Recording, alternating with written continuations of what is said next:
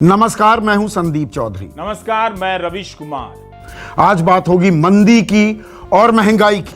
कैसा कैसा? भारत की आम जनता ने एक रिकॉर्ड बनाया है। क्या? आम खाने का नहीं, बल्कि महंगा पेट्रोल खरीदकर सरकार को कई लाख करोड़ टैक्स देने का रिकॉर्ड। क्या आज की तारीख में आम आदमी उस राह पर जा रहा है कि उसे पेट्रोल डीजल भरवाने के लिए लोन लेना पड़ेगा कि भैया ईएमआई में ही भर पाऊंगा, या घर खर्च चलाने के लिए भी क्या हमें लोन लेना पड़ेगा? महाराष्ट्र, मध्य प्रदेश, कर्नाटक, बिहार, तेलंगाना, राजस्थान, तमिलनाडु, आंध्र प्रदेश, लद्दाख, जम्मू कश्मीर, उड़ीसा, केरल, इन सब जगहों में पेट्रोल 100 रुपया लीटर हो चुका है। जिन राज्यों में पेट्रोल अभी भी 100 रुपए से सस्ता है, उन्हें कितना बुरा लग रहा होगा कि उन्हें 100 रुपया लीटर खरीदने का मौका नहीं दिया जा रहा। मंदी के दौर में हैं हम, ये आप भी जानते हैं, मैं भी जानता हूं, सरकार भी जानती है। और मुश्किल वक्त है, और कोरोना काल है, अर्थव्यवस्था का जो इंजन है वो पटरी से उतर गया है। सरकार कहती है हम तेल के दाम कम नहीं कर सकते। अबे साले, क्योंकि सरकार का खर्च बढ़ गया है, आमदनी कम है। तो आम आदमी का भी तो वही हाल है, हमारा भी खर्च बढ़ गया है, आमदनी कम है, तो हम क्या करें? हम क्या टैक्स देते रहे, एक्साइज ड्यूटी भरते रहे, वैट भरते रहे? वक्त आ गया है कि भारत के सभी पेशे के बर्बाद हुए लोग अमेरिका की निंदा करें कि हम बर्बाद हो गए, लेकिन हमने तो डोल नहीं लिया, उसकी जगह लोन मिला, लोन लिया। भारत को इस हीन भावना से निकलना ही होगा, क्योंकि पहली लहर के बाद दूसरी लहर और अभी तीसरी लहर की आशंका से भी इनकार नहीं किया जा सकता। -7.3% की हमारी विकास दर रही 2020-21 में, और जो वी शेप रिकवरी की हम बात सोच रहे थे वो कब होगी, वो भविष्य के गर्त में ही सवाल कहीं अटका हुआ है, कहीं फंसा हुआ है। मंत्रियों को भी ट्वीट कर भारत की मिडिल क्लास जनता को इस बात का श्रेय देना चाहिए कि सरकार से कुछ न मांगने के लिए आपका आभार, और तो और आपके सहयोग से प्रेरित होकर हम पेट्रोल और डीजल के दाम और बढ़ाएंगे।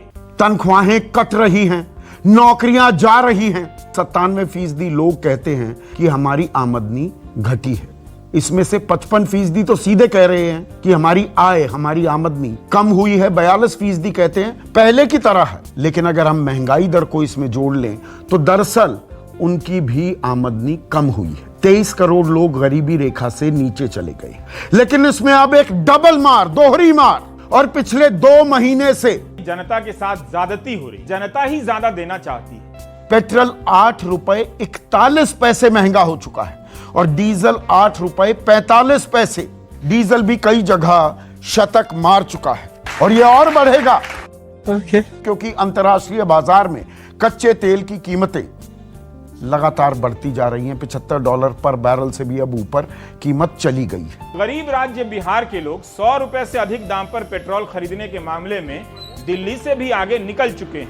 तेल इस्तेमाल करते हैं खाना बनाने में, उन सब के दाम बढ़ेंगे और वो दाम बढ़ रहे हैं। सरसों का तेल तो 200 रुपए से ऊपर भी पार हो गया।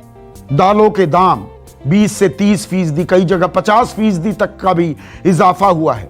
यही हाल सब्जियों का है, अंडों का, मीट मछली का। तो दूध 2 रुपए महंगा हो गया है। गैस सिलेंडर का इस्तेमाल होता है, उसमें एक बार फिर इजाफा कर दिया गया है, 25 रुपए का इजाफा।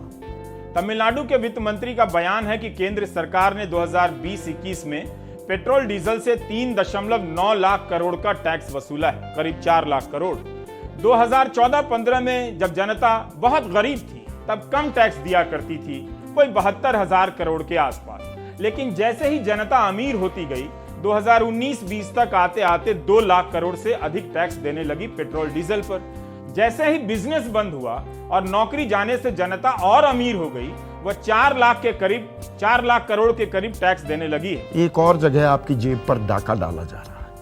No god please no. देश का सबसे बड़ा बैंक है स्टेट बैंक ऑफ इंडिया। आप में से बहुतेरे लोगों के वहां पर खाते होंगे। अब यह पहले भी आया था, लेकिन यह पॉलिसी हटा दी गई थी। आज से वाहिद तौर पर यह लागू हो रही है। स्टेट बैंक ऑफ इंडिया में आप बैंक में जाकर अपने पैसे, आपके अपने पैसे हैं, उनकी निकासी करेंगे।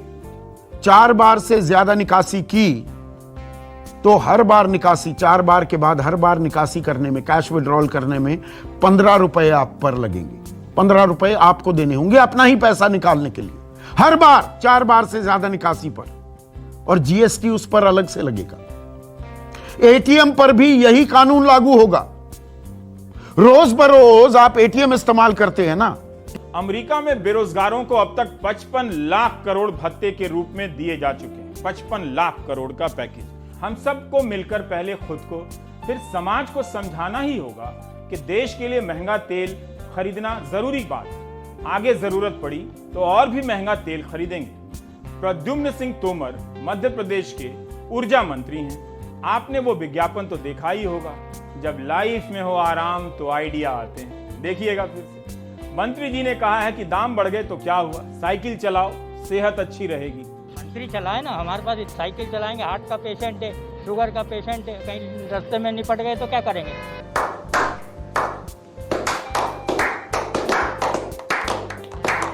आपका एक वीडियो है सर, देख लेना सर, आप तक पहुंचेगा तो मालूम नहीं, देख लेना सर।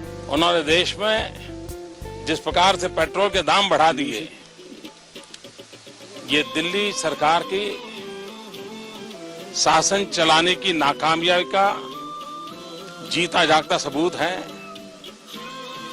देश की जनता के अंदर भारी आक्रोश है और इसके कारण और भी चीजों पर बहुत बड़ा बोझ होने वाला है। सरकार पर भी बहुत बड़ा बोझ होने वाला है। मैं आशा करूंगा कि प्रधानमंत्री जी देश की स्थिति को गंभीरता से ले और पेट्रोल के दाम बढ़ाए हैं उसको वापस करें। आपकी औकात बता रहा हूं सर, बुरा नहीं मानना सर। हिपोक्रेसी की भी सीमा होती है। कबूतर जा जा जा, कबूतर जा जा जा।